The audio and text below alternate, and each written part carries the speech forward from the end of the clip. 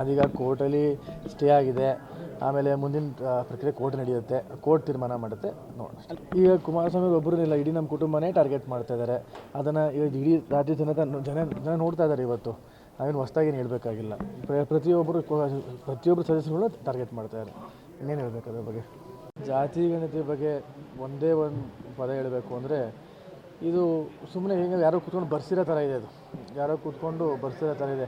ಇದಕ್ಕೆ ಯಾವ ಸೈಂಟಿಫಿಕ್ ಡೇಟಾನೂ ಇಲ್ಲ, ಅದಕ್ಕೆ ಸಪೋರ್ಟಿವ್ ಆಗಿರೋ ಒಂದು ಎವಿಡೆನ್ಸ್ ಏನೂ ಇಲ್ಲ. ಸುಮ್ಮನೆ ನನ್ನ ದೃಷ್ಟಿಲಿ ಯಾರೋ ಒಬ್ಬರು ಕೂತ್ಕೊಂಡು IAS KS ರಿಟೈರ್ಡ್ ಅಥವಾ ಪ್ರಮೋಟೆಡ್ KS ಆಫೀಸರ್ನ ಕೂರಿಸ್ಕೊಂಡು ಬರೆಸಿ ಅದನ್ನು ನಂತರ ಈಗ ಮಂಡನೆ ಮಾಡೋಕ್ಕೆ ರೆಡಿ ಮಾಡ್ಕೊಂಡಿದ್ದಾರೆ ಅಂತ ಹೇಳ್ಬೋದು.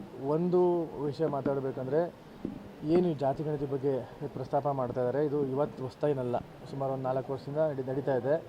ಅದು ಉದ್ದೇಶ ಇಷ್ಟೇ, ಆ ಜಾತಿ ಗಣತಿ ಮೇಲೆ ಜನಸಂಖ್ಯೆ ಆಧಾರದ ಮೇಲೆ ನಾವು ಇಷ್ಟು ಅನುದಾನಗಳನ್ನ ಹಂಚ್ತೀವಿ ಅಂತ ಒಂದು ಪ್ರಕ್ರಿಯೆ ನಡೀತಾ ಇದೆ.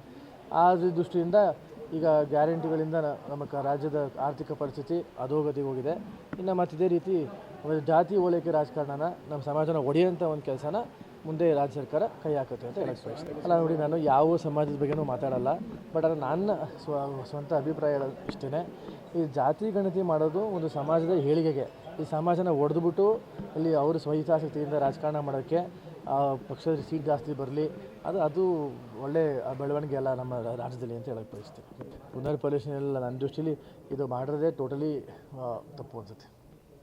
ಅದೇ ಹೇಳಿದ್ನಲ್ಲ, ಯಾರೋ ಕೂತ್ಕೊಂಡು ರಿಟೈರ್ಡ್ KS ಆಫೀಸರು ಅಥವಾ IAS ಆಫೀಸರು ಕೂತ್ಕೊಂಡು ಬರ್ಸಿರೋ ಥರ ಇದೆ ಅಷ್ಟೇ.